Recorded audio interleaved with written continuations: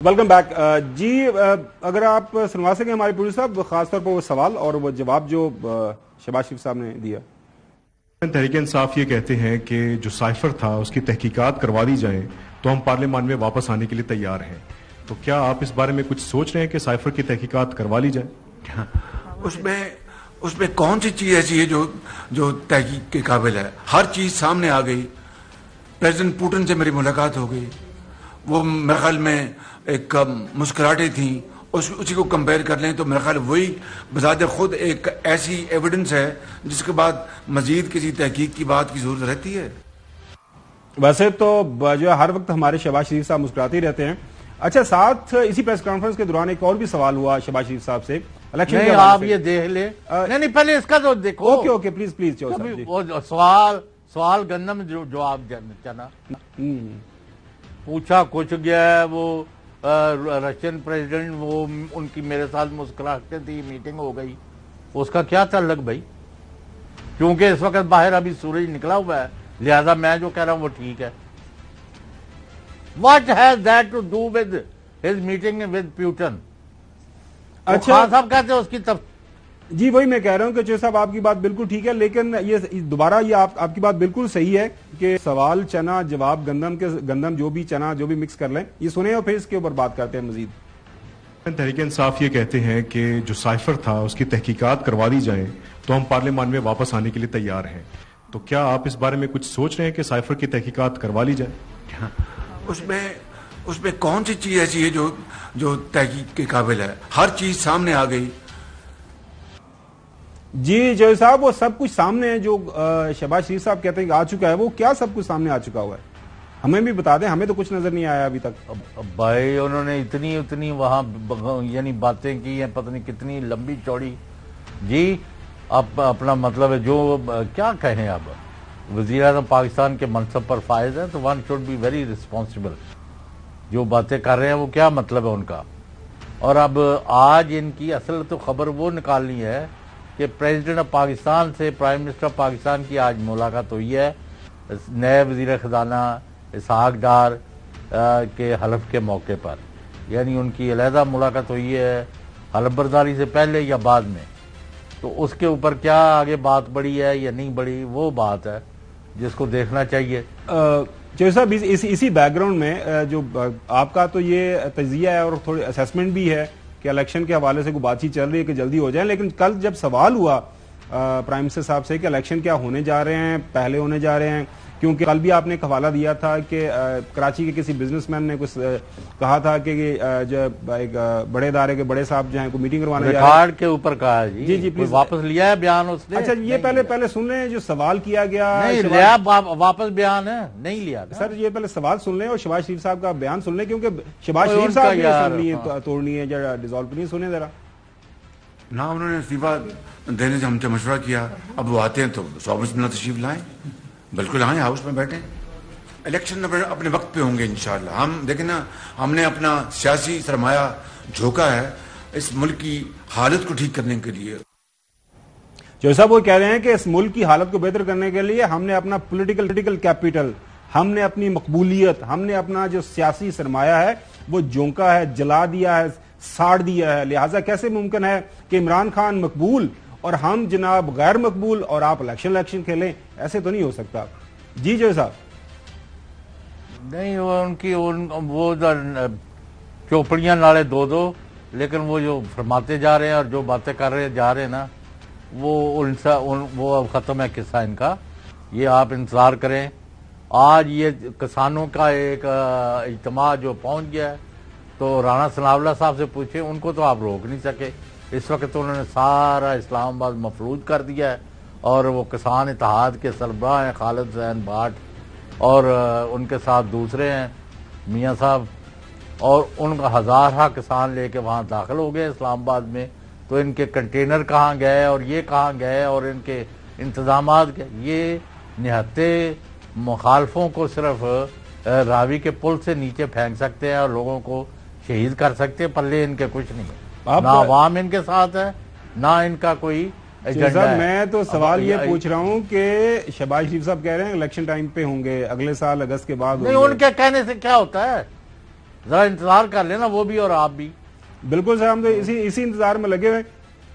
لیکن اسحاق ڈار صاحب تو کچھ اور ڈیمانڈ کر رہے ہیں. یہ اسحاق ڈار صاحب کی بات سن لیں، وہ بھی کہہ رہے ہیں کہ میں آیا ہوں، مجھے تھوڑا وقت دیں، ٹائم لگے گا. یہ جو گند ہوا ہے سابقہ حکومتیں، اس کو جو ہے صاف کرنے میں کچھ ہمیں وقت لگے گا. سنیں ذرا. وہ کیڑا گند اچھا ڈال گئے، سن تو لیں صاحب. چکے نے بیگج کن کا ہے؟ ان کا. آپ عجیب ان کی پتہ نہیں کیا ان باتوں میں آ جاتے ہیں 2 منٹ بعد. سر سن لیں، وہ بیچارے اتنی دور سے 7 سمندر سے آئے ہیں، پرائم منسٹر کے جہاز میں بیٹھ کے آئے ہیں، اتنی مشکل سے وہ پہنچے ہیں. 5 سال جو ہے انہوں نے جلا وطنی کاٹی ہے. وہ کہہ رہے ہیں کہ میں نے ایک ایک پل، ایک ایک منٹ جو ملک سے دوری میں بڑے کرب میں گزارا ہے، لہذا ان کی بات سننا تو ہمارا کام بند ہے نا. پلیز سن لیں. اس کا جواب تو میرے پاس ہے. اچھا پہلے پھر آپ کہیں گے ذرا غیر پارلیمانی. نہیں، آپ بالکل اپنی زبان استعمال کریں. لوگ آپ کی بات سمجھتے ہیں، سننا چاہتے ہیں، وہ پارلیمانی ہوتی ہے. پھر آم لینڈ نو گئے سا نا رات دے نیرے چ نس کے. وہ سر گیا جی میں ازبکستان میں کانفرنس میں گیا ہوں، وہاں سے باہر بھاگ گئے. وہ گردن میں ان کی کوئی درد نکل آیا تھا. وہ پاکستان میں ان کو آپ کو پتا ہے معالجین ان کے ملک سے باہر ہی ہیں. یہ پہلے سنیں سر صاحب وہ کہتے کیا ہیں. 4.25 سال کا گن جو ہے وہ 6 مہینے میں نہیں کلیئر ہو سکتا. اس نے مفتاح صاحب نے اپنی پوری کوشش. جی صاحب وہ کہتے ہیں 4.25 سال کا گن ہے. وہ کہتے ہیں مفتاح صاحب نے اچھی کوشش کی. اچھا ویسے چوئی صاحب ویسے ایک بات ہے، میں یقین کریں کل سے میں سوچ کے کہ انہوں نے مفتاح صاحب کے ساتھ کیا کیا ہے.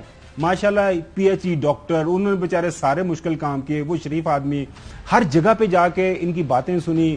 مریم صاحبہ کی آڈیو لیک سنے، وہ کہتے ہیں اس بندے کو سمجھ ہی کچھ نہیں ہے. اب مجھے یہ سمجھ نہیں آ رہی کہ جو بائی پروفیشن اسحاق ڈار صاحب ایز این اکاؤنٹنٹ جو معیشت کا جو حال چھوڑ کے گئے تھے، وہ 2017 میں سب کو اس بات کا علم ہے. مفتاح اسماعیل صاحب، آپ اس کے اوپر آرگومنٹ جو بھی کریں، لیکن انہوں نے پچھلے 5 مہینے کے دوران جو کام کیا، آتے ہی جناب ان کو اٹھا کے باہر پھینک دیا ہے. اور جس انداز سے ڈالر جو تھوڑا بہت آگے پیچھے کر وہ کہتے ہیں، دیکھیں وہ تو یہ کہہ رہے ہیں کہ یہ کس ڈار کی آمد ہے کہ ڈالر کہاں پر آیا. آپ دیکھیں تو صحیح نا، مطلب انہوں کے 9-10 روپے جو ہے ڈالر کا کم ہو گیا، کمزور ہو گیا. کچھ نہ کچھ تو ہے اس میں بیچارے مفتاح اسماعیل صاحب کا قصور ہے. تو وہ تو 20 دفعہ شوکت ترین کہہ چکے 180-85 سے اوپر ہونی نہیں چاہیے ڈالر کی ویلیو. یہ شہباز شریف صاحب نے جو امیدیں لگا رکھی ہیں ڈالر کے حوالے سے، وہ بھی سن لیں ذرا. پوری قوم سے میری درخت کے جھولیاں اٹھا کے دعا کرے کہ ڈالر جو ہے واپس 100 روپے پہ آ جائے تو وارے نیارے ہو جائیں گے. تو میری تو یہ خواہش ہے.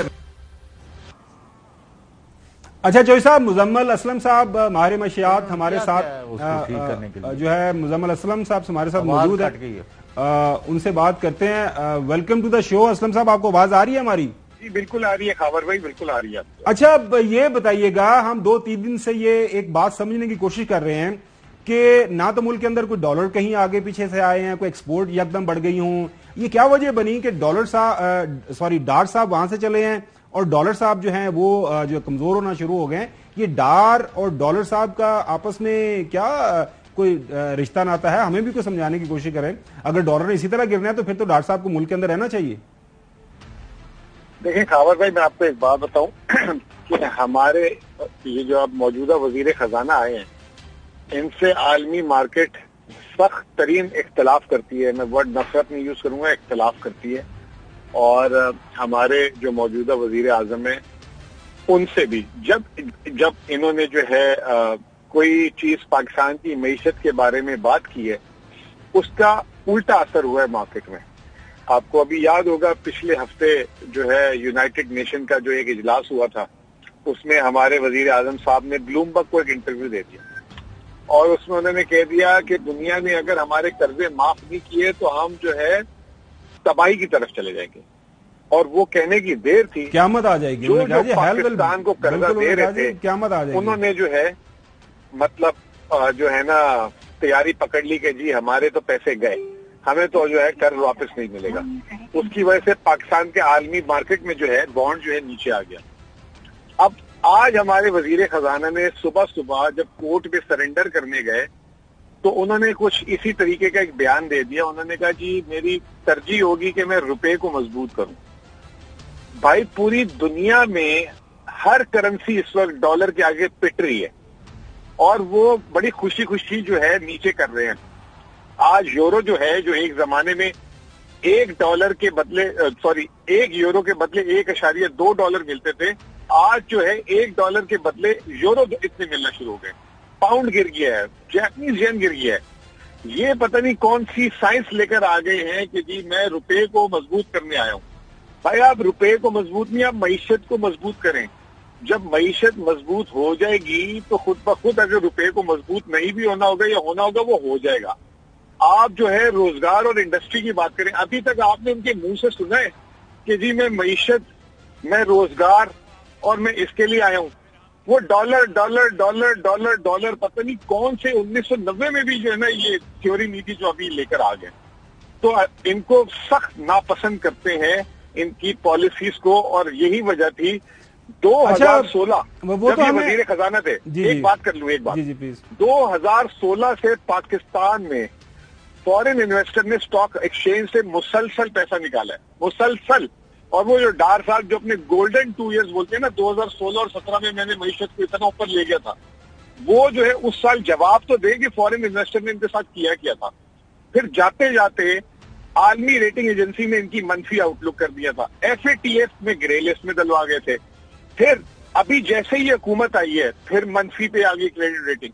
تو مجھے تو سمجھ نہیں آتا کہ یہ پتہ نہیں کون سی دنیا میں رہتے ہیں اور یہ کیا باتیں کرتے ہیں, اور ان کی ایک کوئی اپنی دنیا ہے. یہ 10-15 صحافی وہ روزانہ جو ہے جن کا کوئی اچھا مزمل بھائی یہ بتا دیجیے گا یہ بتا دیجیے گا کہ یہ جو ڈالر تھوڑا گرا ہے, روپیہ مضبوط ہوا ہے, اس کی بنیادی وجہ آپ کو کیا لگ رہی ہے؟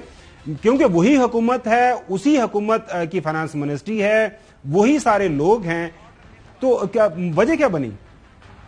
سر جی بات یہ ہے کہ 60 روپے گرا کے 6 روپے نیچے لے آنا کوئی کارکردگی تو نہیں ہے نا. جس دن یہ نو کانفیڈنس ریٹ والے دن لے آئیں گے اس دن بات کریں گے. یوں تو 20 دن پہلے مسٹر اسماعیل نے بھی بیچارے نے 20 روپے گرا دیا تھا, 215 ہو گیا تھا ڈالر جب IMF پروگرام کیا تھا اس نے. تو بات یہ ہے پی ایم کی خواہش ہے کہ ڈالر جو ہے 120 روپے کا ہو جائے, تو ڈار صاحب لے آئیں گے 120 پہ. ڈار صاحب کہتے تو تھے میں 100 کا چھوڑ کے گیا تھا, پی ایم کی خواہش نہیں ہے, ڈار صاحب نے ان کو کمٹمنٹ دی تھی. بہت شکریہ.